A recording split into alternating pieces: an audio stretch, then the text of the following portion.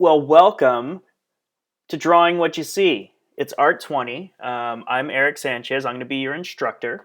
What we're going over this week, we're going to be talking a lot about line. I'm going to give you a little bit of kind of a brief overview of like what we're trying to start out with, and what are some of the skills or like tools we're going to introduce, right? So I'm going to talk a little bit about like working with a still life today. Working with a still life, maybe figuring out like tools that you have right in front of you that you can use for like measuring angles, and then how to approach it because it is awkward trying to draw something from life. And then we're going to show you a little example of like going outside of the box, right? So like kind of like freeing your mind, like, this isn't all what all your drawing is going to be like. But I think it's really important if you want to be good at drawing, you got to be able to like render what you see. And that's sort of the things we're going to cover today. So as we're running through this, we're going to be looking at like drawing what you see. Drawing is practice. So if we're thinking about like, I play drums. I'm really crappy at drums, but I have to practice at it, right? I'm definitely not a rock star. Definitely enjoy it. So you might find out like, is this the main thing that I'm doing as my passion, or is this something that I'm really invested in? On the other hand, I'm really good at drawing. And part of that is I spend a lot of time doing it. So that's like keeping a daily sketchbook is really important, especially like in this semester, like you working in that sketchbook on a daily basis. Your drawings are going to get so good just by going through everything from start to finish, right? And just keeping that training going on with your hand, and your eyes, and that hand-eye coordination. In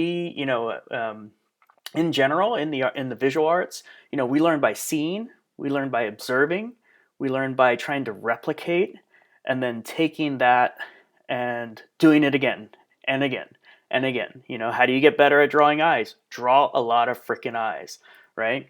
Um, so some of the things that we're looking at, like in today, I just want to cover briefly like lighting, sighting, your viewfinder, trying to like sketch out the layout of your drawing, and then going into detail, and then refine it. So there's different ways of doing a still life. I mean, ideally, yes, you could work from a photo, but most of the time it's going to look just like a photo. There's limitations in that. So I really want you to practice this week in drawing objects that you have lying around, or if you're out and about and you find an interesting object to draw, bring it in. It might be something really interesting, or you might have a collection. Try to do things that are like that might have like interesting textures, or maybe they're kind of geometric and you can contrast it with something organic, and try to avoid things that have a lot of distracting designs on the surface. I mean, that's good to know how to do that, but I think what we're going to look at and focus on is sort of like the line qualities in the work. So you're going to be trying to search for things that have really good line. Um, when you're working with your still life, like this was something I set up for Ken when we were first talking about, oh, we need some still lifes that he wanted for like some faux trees.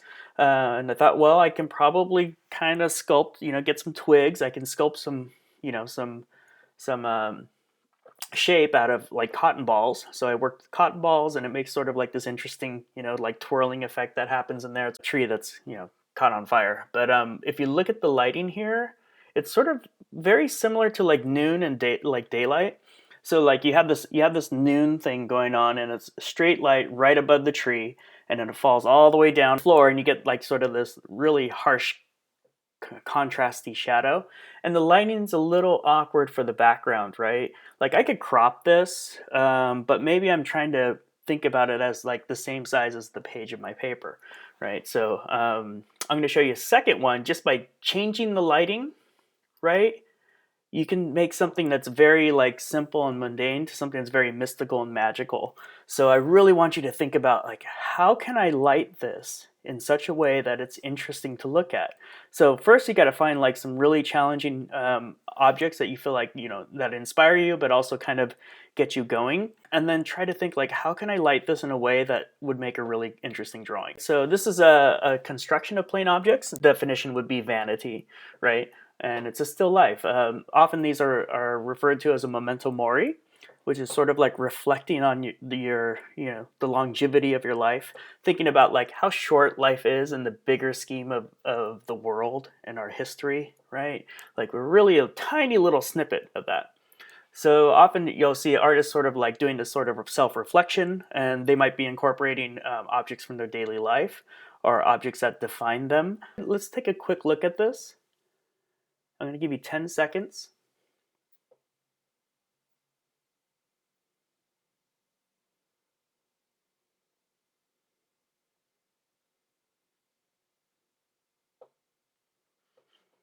All right, so what do you remember seeing? Think about it. What did you see in there? There's probably a skull, right? Is there something that was like book? Was it a brand new book? No, it was probably aged, right? It was like torn papers. Do you remember like what about the wall? Was it like a nice finished new wall? No, there's like a crack in it, right? Do you remember that compass that I mentioned at the beginning? What was attached to the compass? Ribbon, right? Okay, what color was the ribbon? Green. Okay, so like just we're kind of this is something that you hone, right? But it's also something we do naturally as artists. We observe, and doing those sorts of things, you don't we're really good at kind of working from our memory, but when you're drawing, you want to draw what's in front of you, not so much what you remember, right? If I had to then go back and draw that skull in to look the same way that it's portrayed here, it probably looked kind of cartoony, right? Because I'd be drawing from my memory. So the difference in working in sort of like a still life like this, and say working from like a lot of references of skulls, is yeah, you might get a cool looking skull, but if you're trying to render something exactly as you see it, you're not going to gain that skill set. Look at look at the sheen on that glass. It's phenomenal. I mean, yes, this is a painting, but looking at other artists that do still lives, this is from Wayne Thibault. It's a local SF artist. Let's see what we have here. It's sort of like a lot of clean line, right? There's some line here. So if I'm looking at the edge of the table here, and then why does it stop? Like that's kind of interesting to me. But then I do see the shadow of this cassette deck. And then we have sort of an old school coffee can, and it's got some of that roundness in it. But notice that he doesn't have a lot of like decorative elements in here. Yes, there's a couple logos on the coffee can, and there's probably a logo up here.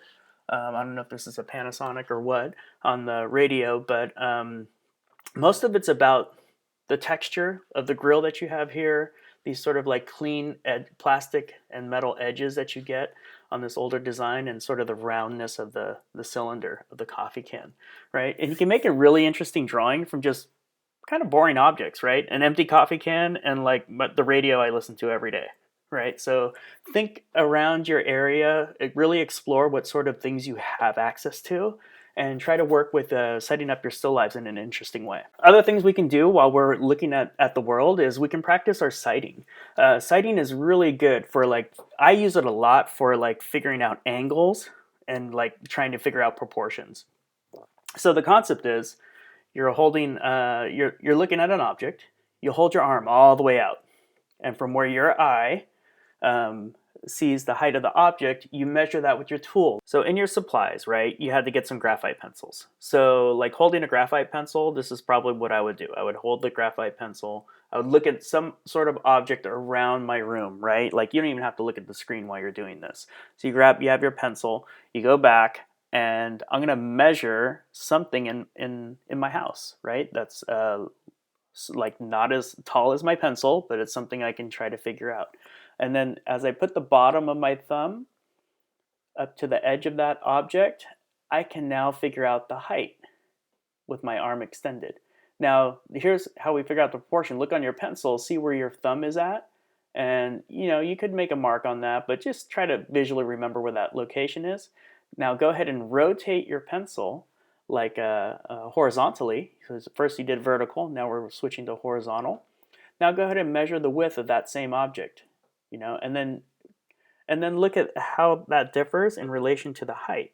That's proportion, right? You're using some sort of tool to measure, and in this way you want something that is very low tech. The lower the tech, the better. If you're out traveling, right, or you're just, you're sketching somewhere, I don't know, you're on a hike, right, and you're sketching a tree, and you're trying to get a couple like quick measurements, you can use your pencil. You don't have to go and like grab a measuring tape. Other things that we're thinking about for sighting, like I use it for figuring out if something is plumb or square, right? So something is perfectly horizontal. Or if I'm trying to figure out an angle. So like they're using this to check the angle of the roof, right? So I might use this to check the angle, like especially if I'm drawing the figure, to figure out if their shoulders are angled one way, their hips are probably angled a different way. So I might check the angle of the shoulders, angle of the hips, and then I'm going to translate down to that those measurements to my drawing. So other things that other tools out there, I'll have you work with making your own viewfinder this week. So you are going to need some cutting tools, right? So if you have an X-Acto knife, perfect. If you don't have an X-Acto knife, you could probably do this with scissors. So I'll give you some instructions on making your viewfinder. But one of the nice things about this, like there's different ways of doing it. The low version way is you can kind of see how this has a grid. So we have a halfway mark, we have a quarter of the way mark, and then they did another measurement that's a eighth of the way in. Right? You could do this with the ruler. Like if this was an inch, and I would know that would be a half inch. And then like every inch, you make a little measurement. I think that's a good way to start it out. And some people put on the back side of this a little thin piece of plastic, and on the plastic you can draw these lines over it, right? And with the lines drawn over, then you have an easy way to kind of like translate this grid to your paper. So if I was trying to render something out anywhere, this is out in the world or just in an art studio, you might have to do this, in your later classes. It might be for painting, or it might be for drawing or figure drawing. Working with a grid like this makes things a lot easier. This is to look at the world and then render it on your sheet of paper. Um, Learning the grid, you can take those grid concepts that you're using here and apply that to making murals, right? So there's a lot of skill sets that you can apply this to.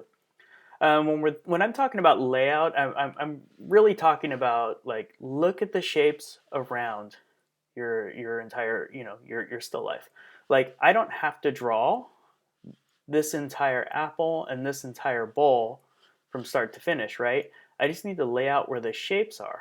And notice that this is laid out with foreground, middle ground, and then your background. So it's overlapping shapes, and then that starts to create some depth. After you've kind of laid things out, then you start to bring in some detail, right? You might bring in maybe you're looking at texture, maybe you're looking at shadows, highlights, maybe it's something smooth versus something rough, um, and then more and more shadows and highlights. After that, like you're going to go back. If you made any marks that were light pencil marks that are not part of the drawing anymore, that you just kind of used it for laying it out, you might want to go back and before you work it too far, like start to erase as you're going along. If something isn't meant to be there, get rid of it. Notice that they even laid out some of the shadows in here. Like you see that shape right there? They didn't go through and like shade the whole thing. They laid out the shape of this light gray, and then they filled in the light gray with scribbles. So I think starting out, that's not, actually not a bad way to work. I'm going to leave you off with, as we're exploring the media, mastery comes from understanding the core ideas of the media and then breaking the rules, right? We're going to finish this portion of the lecture looking at Heather Hansen. So Heather Hansen does these large abstract drawings, and they really incorporate the use of her body both physically, and some of that gets emulated in looking at the work itself.